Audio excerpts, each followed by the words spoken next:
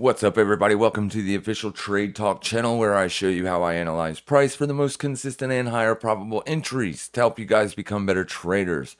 We're going to take a look at Bitcoin this week. It's been a while since we've done a weekly update on Bitcoin on a Saturday, so we're going to go ahead and take a look at it. Since we got that nice little blast off when we got the news, we got back above the 2021 yearly opening range, which was acting as resistance, kind of.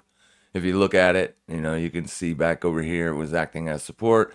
But it is an objective price level, and objective price levels is what we look at. Basically, this is where I was telling everybody to look for buying opportunities if they were bullish on the asset, if they assumed the asset was going to continue to move higher. Now, there are some things that have happened as far as you got your PPIs out, your CPIs, and everything else. We knew the CPI was going to be up based on oil, the headline number that is, but the actual core CPI, the one that the Fed has been looking at, did drop by 0.1%. We did get a 4.7, not much difference than 4.8 or 4.9, as it is being extremely sticky. That's the one they're worried about. With the headline number ticking up, are we going to look for the Fed to potentially do more rate hikes? Yeah, it's possible, but we're going to trade the chart as we always do. We can pull up the FOMC countdown tool here if you want. And basically what it's going to show you is it's going to show you that there is a very much higher chance of the Fed pausing than hiking. Right here you go. We're at 525, 550. So this is saying as of now, since we got the CPI data and the PPI data, there's a 90% probability that they're going to keep rates at the same level. All right, so back to Bitcoin. The main supports are this wick right there, a weekly high right here. It's Monday, May 29th. It's that week's high. We basically traded down to it. It looks kind of sort of like it would be roughly around the midpoint of that. But let me go back to the daily because we're getting ahead of ourselves. All right, so the daily. We got a nice pop above this. This is a higher high. That's your high. There's a higher high. This is a higher low. All right, so far we got a higher low, higher high sequence. So that is good. That's what we look for the trend to potentially be turning around. Now, like I've told everybody, every time I've tried to get long on Bitcoin recently, it has let me down. So here we are on the moving averages. You can see the 50 exponential moving average, I believe it's a 55, is actually holding as kind of support. You have objective resistance right here that can also be looked at as a potential support zone. And you can see today that we have traded down to that level, not the moving average. We traded down to that level, and we are slightly up on the day. Not much, 0.11% to be exact. But we are coming up to the 20 exponential. We're still trading under it. We are closing dailies under it. All right, that's never a really good sign, but it could be a trap. This could just simply be a small little trap, and we are under the 50 here. So I would definitely love to see this be a trap right here. You can see that it barely got under there. So this area here, we want this to be a trap, and so we're going to keep our eyes on it. If we close the daily today above yesterday's open, that would be good. It would be better if we could close above the 21 exponential, but that's where we are right now on the daily time frame. So far, everything is still looking okay, except the fact that you're trading under the 21 and under the 50 on the RSI. Now, if we go out to the weekly, you're going to see that you were bullish on the week. You traded up to weekly resistance, which is that wick. Didn't quite get to resistance, so I would probably just go ahead and say that it was basically just supply, right? Just supply from this candle right here, okay? Then you found a nice little pullback. So have we found support yet? This right here, this weekly candle would be a demand level. If I put that on there, we go back to the daily. We see if we got any kind of touches there. We did right here. Got a nice little touch to that weekly demand level. And then up with the 50 there also. A little bit of confluence. We like confluence. Let's go to the 2-week time frame. As you can see, this 2-week candle basically traded up to the last 2-week candles open and then rejected. But we only have 1 day left on the close of this. All right, 1 day, 9 hours. So tomorrow's close will be the 2-week close. Of course, we want to see it close above this. All right, that's the open. We want it to close somewhere up in here. Up here would be preferable, but in reality, it's likely not going to happen as today is Saturday. And we usually get very slow sideways days on the weekends. However, it looks okay. Let's go over here, pull this up on, let me get rid of the moving averages because I really don't care about them, but I do care about momentum. And as you can see here, we came in, we tested the 50, then we got the explosion to the upside on the 2-week time frame, and we've been basically trading sideways since. So there you go, 3 2-week sessions of basically down, right? Just down.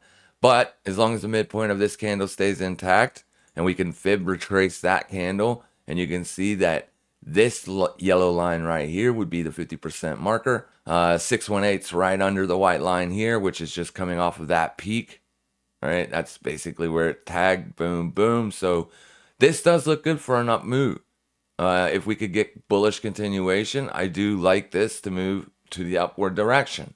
What happens if we crash down here? Well, if we do that, then you could probably assume that you're going to go down here somewhere and test support or resistance. All right. All right. So let's go over here to this over here, because this one shows us a little bit of something. Here, if we go to the weekly time frame and we pull up the Bollinger Band with percentile, it will show you basically that we are on the lows as far as volatility is concerned. Like I said, you do not need this indicator to tell you if your volatility is expanding or not. You just simply have to look at the candlesticks, right? This is not a directional bias indicator. For the last several weeks, we've been trading very low volatility. That just simply means that the range percent moves in each range is very small. However, I do like what I am seeing. If you look at the monthly, we did get a breakout in June. So June's close is going to potentially act as a resistance when we get up there. So we'll watch June's close. We definitely want to see a close above that. And one thing that did happen, let me pull this up, get rid of the indicator, is if I get my line right here, you can see that you did close ever so slightly below that. But we're currently trading above it right now. There's 19 days and 9 hours left in this candle. So we definitely want to see this thing start to put in higher highs and higher lows on the daily, which we do currently have, but moving forward, as that would give us, a target of $30,466, as that is where resistance currently is setting on the monthly. But if we close this candle bearish, then you could look for a potential move all the way back down to 27,210-ish. The bearish candles close right there. All right. So that's basically the range that we're looking at for the next coming months. You can clearly see that there is a ton of supply setting above $30,500 because we have had a difficult time closing dailies above that. We got a couple here and then an instant rejection. Now, this rejection is not bearish. This is simply a pullback until you get a big bearish breakdown candle. Now, I'm not expecting that to happen. However, I don't like this price action. Bitcoin is not trading with risk assets right now. It is not trading inversely to the dollar. It is simply doing its own thing. It is trading based on its own supply and demand factors. We are closely watching the chart every single day. We are looking for opportunities. We still are trading Bitcoin. I put the options stuff together for the United States citizens who no longer care about Bitcoin or who no longer can trade Bitcoin. This will give you the ability to trade something that is in the United States. It is legal, and you can make money trading this. All right. Thank you guys for being here. Like I said, Bitcoin does look good. It is structured bullish on the weekly, 2-week, and monthly time frames. It is still structured bullish on the daily time frame. The problem is it's under the 50.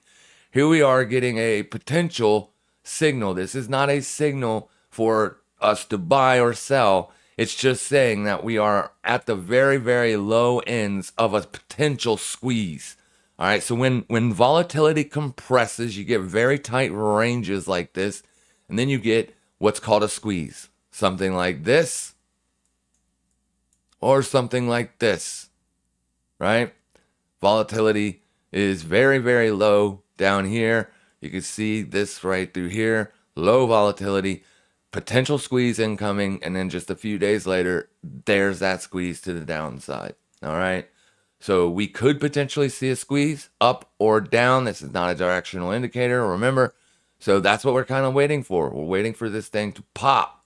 And if it does pop, hopefully it'll get some bullish momentum and blast off and get above $32,000. If we get above $32,000, I think Bitcoin could rock and roll all the way up to 34,000.